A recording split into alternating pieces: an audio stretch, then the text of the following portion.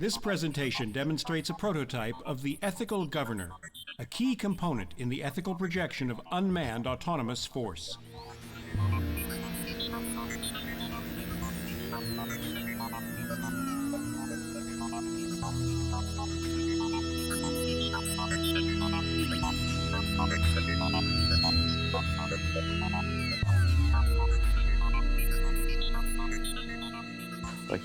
I was digging around and found these research papers that they were doing in America, and they had this program called The Ethical Governor, which I found quite interesting.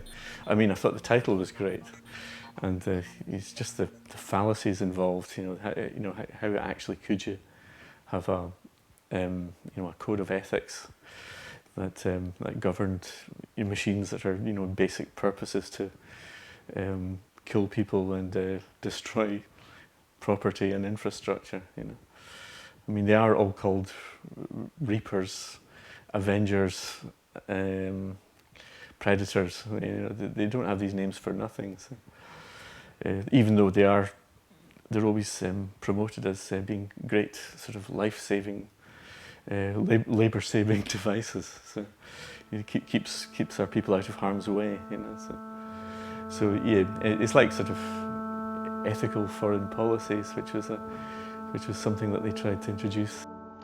So in order to ensure that our counterterrorism operations involving the use of lethal force are legal, ethical, and wise, President Obama has demanded that we hold ourselves to the highest possible standards and processes. This reflects his approach to broader questions regarding the use of force. In his speech in Oslo accepting the Nobel Peace Prize, the President said that all nations, strong and weak alike, must adhere to standards that govern the use of force. And he added, "Where force is necessary, we have a moral and strategic interest in binding ourselves to certain rules of conflict. And even as we confront a vicious adversary that abides by no rules, I believe the United States of America must remain a standard bearer in the conduct of war. That is what makes us different from those whom we fight. That is a source of our strength." One of the reasons that they're developing the ethical governors for when they become autonomous, because they can't really encrypt them, and they're having problems with jamming and things like that, and they'll eventually want to get rid of the operators. They'll be like the checkout operators in the supermarkets, who won't have a, In fact, I think I've read about they did tests with one operator operating 2 drones. So you think, it's like Walmart. You're always trying to get more value out of your human assets. So eventually they'll be able to operate themselves. They'll be autonomous, and that's why they claim they have to develop a code of ethics. A world-class decision matrix collates the key factors. These are choice of weapons, sustainable losses, both organic and financial, and full legal protection for all elements in the chain of command. With no human interference, the final release position is selected, the target neutralized, and the medical facility remains intact. But the great thing about the ethical governor is we've got this module called the ethical adapter, which means that if any of these rules are kind of bothering you or proving a barrier to action, you can just ignore them. It's got a sort of manual override, which is that's the best kind of ethical code anyone can ever have. One that sort of gives you strict guidelines, but you can ignore them at any time you like. So I think that's the best. That's the best kind of ethical code to have, because you don't want to be hampered by sort of nice, quaint conventions, so, as they called the Geneva Convention those years ago. This is the scenario which shows the ethical adapter coming into play. You can clearly see this terrorist lurking behind this wall in what's clearly labelled as a civilian area, as these two Swords robot ground drones are approaching, completely unaware of what's in store for them. Who is aware is the drone helicopter, which, even though it can help them, is at the moment disabled by the ethical governors. It's reached its maximum guilt quotient, so it's actually unable to open fire. So even though these two robots are clearly in harm's way. So this is where the ethical adapter comes into play. As soon as a scenario like this emerges, the ethical adapter allows this this helicopter to overcome its feelings of guilt and reset itself to factory settings and go into action and open fire on this, which is clearly a bad guy, you know. There's an interesting how the use of drones is justified because it saves lives. So that's often used as a reason for continuing to develop them, because of course they put our pilots and crews safely out of the danger zone. And of course they can be lethal to people on the other side of the fence, of course, but so that's usually not so much addressed. But the idea that they actually save lives is something become is really kind of quite a effective justification for them. And but in terms of like a kind of lifesaver, and that they might save our lives, our everyday citizens, help to protect America, help to keep us safe. All those sort of things, yes. And in the imagination, these kinds of intelligent systems ideally would be out there protecting us. And so yes. But there's also the kind of, in terms of the sci-fi or the kind of popular imaginary, they're also understood to be a bit dangerous and kind of menacing too. And so there's an interesting combination of attraction and fear, of safety and threat that they bring together. So you see, for example, in films like Terminator, and you see often the kind of idea of the drone or the intelligent robot, the robotic agent of warfare gone awry, unleashed, and maybe even turning against the people who created it. So I actually went around and interviewed all these various robotic scientists and said, is this something that is a possibility? Let's take this seriously. And there were basically three answers.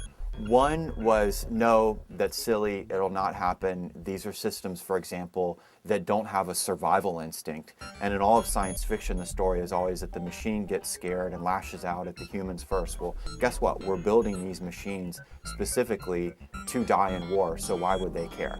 The second answer is, don't worry about it. The software, will probably crash right at the moment that they're, deciding to revolt. They'll try and load a MS Word document and boom, just like what's happening to all of us. The third answer, though, is a fascinating one, is that there is a pretty substantial minority, and it has a lot of distinguished people in it, who do think it's a possibility someday. One Pentagon scientist, for example, said to me, I'm probably working on something that's either going to kill or enslave my grandkids. But, it's really cool stuff, so why stop? Well, there's lots of them in the research and planning stages that sometimes you can see the schematics online. You can find the Hummingbird drone, for example, online. And you sort of see a little bit about, you can tap in and learn about what's being planned, what's being tested. There are even drones the size of seeds. There's one drone being tested that is nothing but just a wing. It's a rotating wing. And the camera is actually on the wing too. And the camera is so sophisticated that even though it's spinning, it still gives one continuous image from one point of view. So it's actually kind of interesting how also exploring these new dynamics of flight. For example, the Hummingbird drones that hover are easier, in fact, in many ways, to develop than those that fly like birds. And the mechanics of flight for hovering are a bit easier to harness for some reason. I don't know exactly why. But so yeah, from this tiny little micro drones, there's even a term, micro drone, being used. So yes, and there's also a lot of small drones that are actually even being used in the military now. There's a drone called the Wasp. They come up with these strange concepts, this strange language, and I find it's quite, I like the sound, it's quite poetic in a way.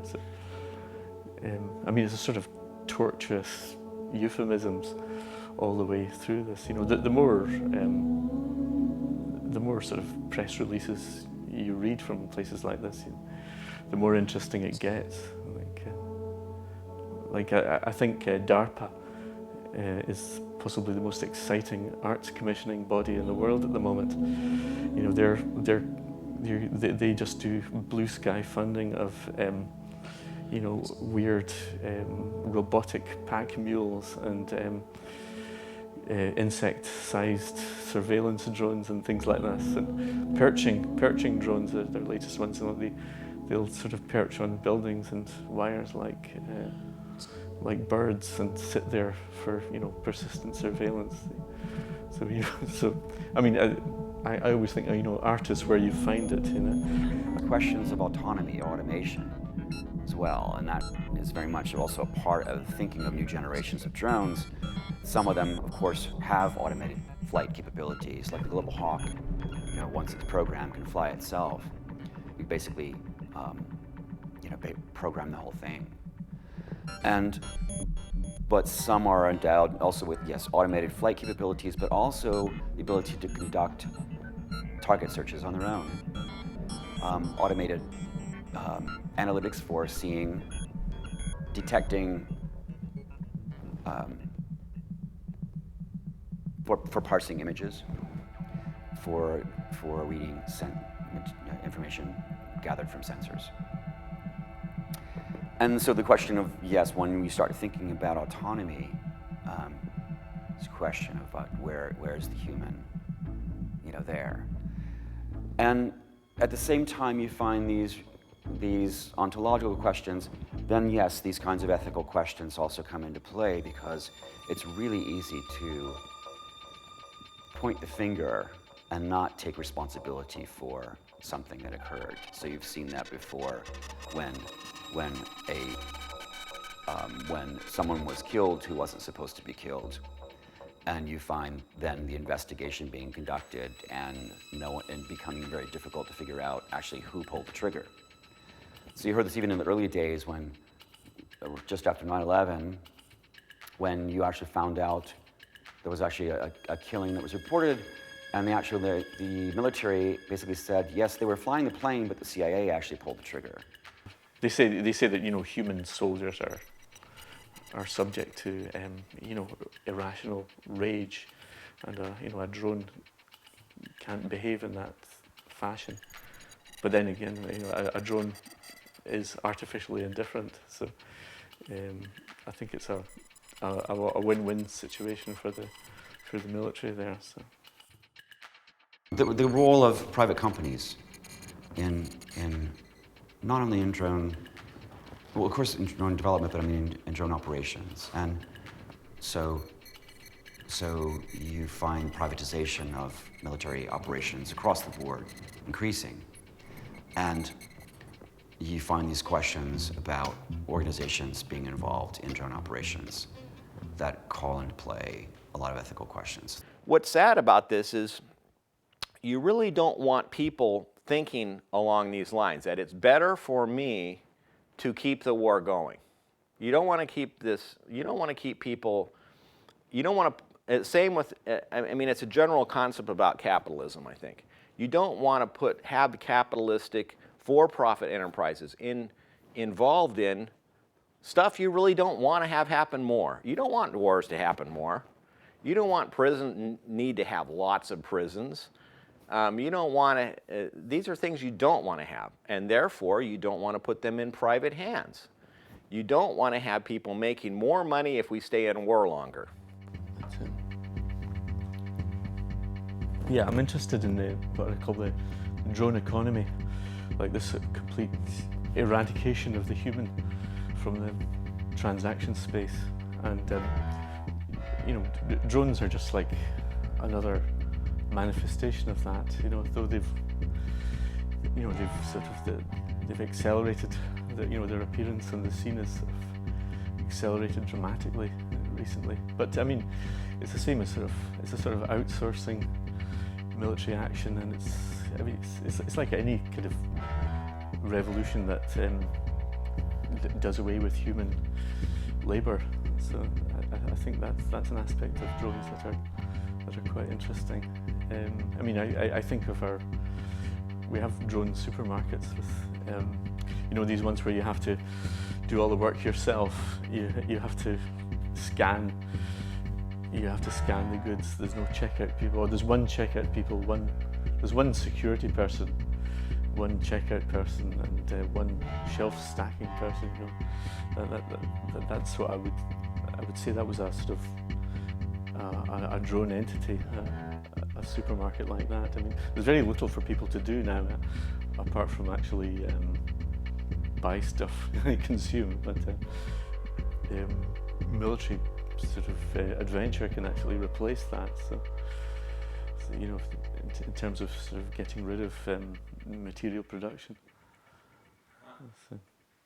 So the drone attacks, there is something about it that it is far more accurate in terms of its targeting than previous technologies. But that is precisely what makes it so much more likelier to be used than, let's say, US is not going to send a B-52 in Pakistan right now, but it can send a drone. Now, on the specific issue that I work on, the drones did not succeed in Afghanistan. There's a lot of stuff out there that says they're succeeding in Pakistan. Yippee, isn't it great? We're hitting Pakistan. It's escalated with President Obama. But at the end of the day, you wonder, well, if they're so successful in using the higher number of drones, why is the war continuing?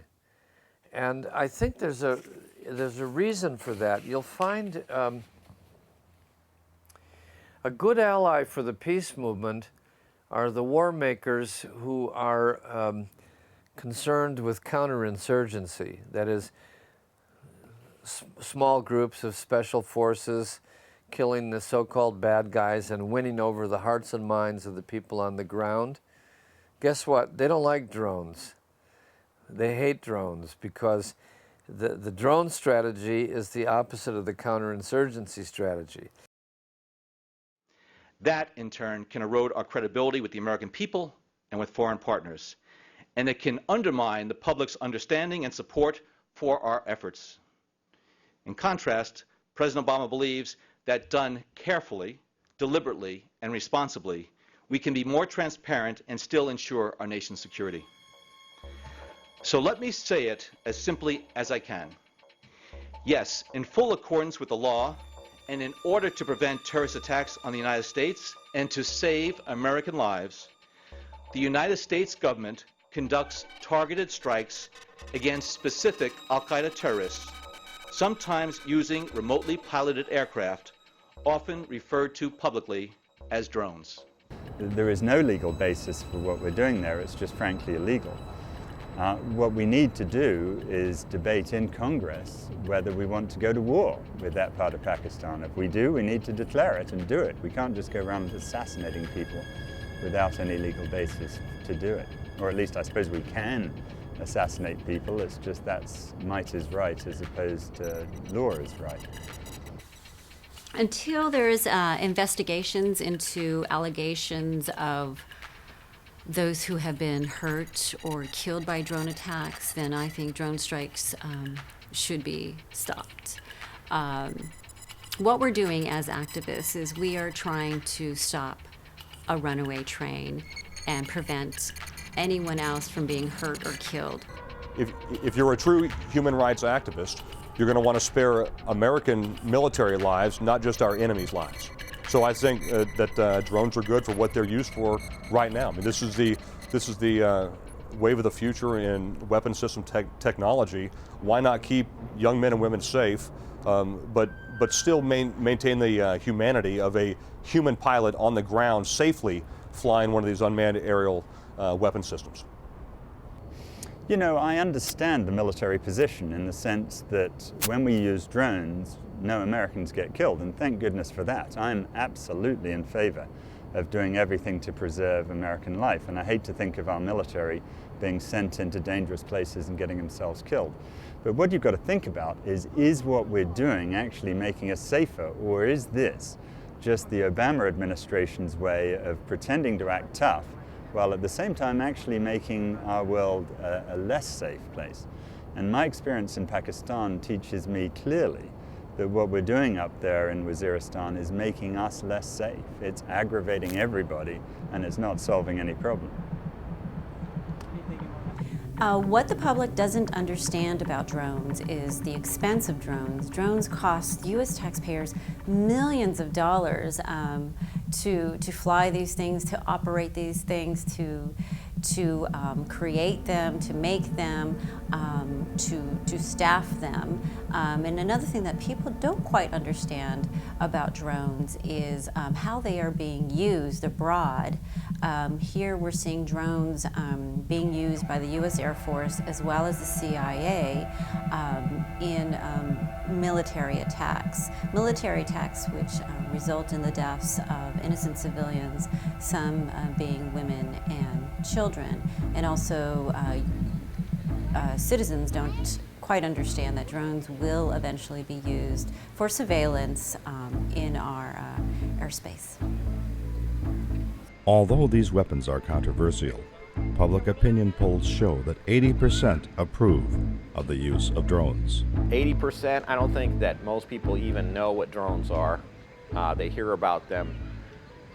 You know, they think, well, there's no one that's going to die on our side, and so maybe that's a good thing. The reality is people die on the other side, so is that now a bad thing? You know, it's the enemy.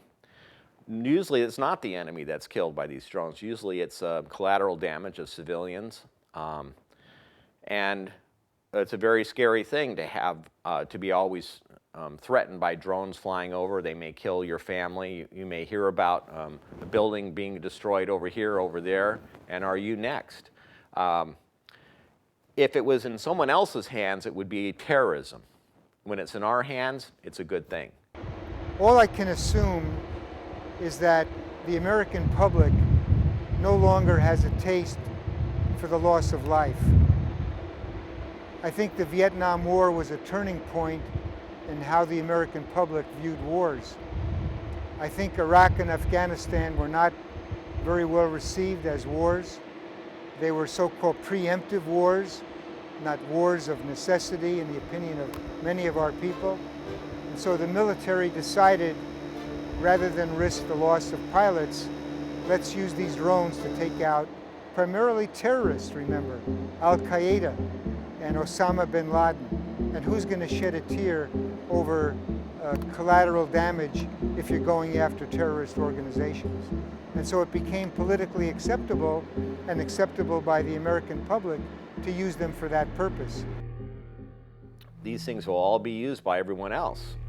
If you have what they want is soldiers that walk around that are robots, you know, that somebody can control, sit down in the seat and have a little joystick and control a robot over there, and so no one gets killed. The problem with all that is, do we want to have these robots roaming around here, or do we want to have little flying things that are snooping around and seeing what we're doing everywhere? Either it's a foreign entity that does it, or our own government can take these and use them against us. This is the future of war. But there is another side of the future of war. That is, the enemy has a vote. And so you have these continual global insurgencies. And that's these two trends coming together, both the unmanning of war, but also the flattening of war. That is, it's becoming a game in which not just states play. And the challenge for all of us is that both robotics and insurgencies and terrorism are things that one, we don't understand very well, and two, we really haven't yet figured out how to deal with them. And you have these two trends coming together, and that's a challenge. So if you're a drone hovering above, so you will, if somebody has told you that here is going to be a militant gathering, so suddenly you will see a whole lot of people with beards and guns, and many of them shooting into the air. So that seems like a perfect target. So you can go and destroy this target. When we say that we stand up for the rule of law and decency and democracy, and yet then the CIA goes out and secretly kills children, then we betray everything that we stand for. And what we do is we then provoke more radicals, and we make our world a much less safe place. So we've got to just stop doing this. We've got to have an open debate about what's happening, and then when we see the truth about what's happening, we've got to reconsider it very seriously and figure out better ways in which we can preserve our way of life. Even been...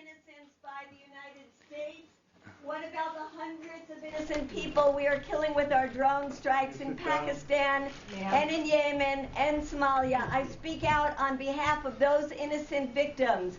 They deserve an apology from you, Mr. Brennan. Well, how many people are you willing to sacrifice? Why are you lying to the American people and not saying how many innocents have been killed? Thank you, ma'am, for expressing your views. There will be time for questions and answers after the presentation. In Pakistan, who is killed because he wanted to document the drone strikes. I speak out on behalf of Abdul Rahman Al-Awaki, 16-year-old born in Denver, killed in Yemen just because his father was someone we don't like. I speak out on behalf of the Constitution, on behalf of the rule of law. I love the rule of law. I love my country. You are making us less safe by killing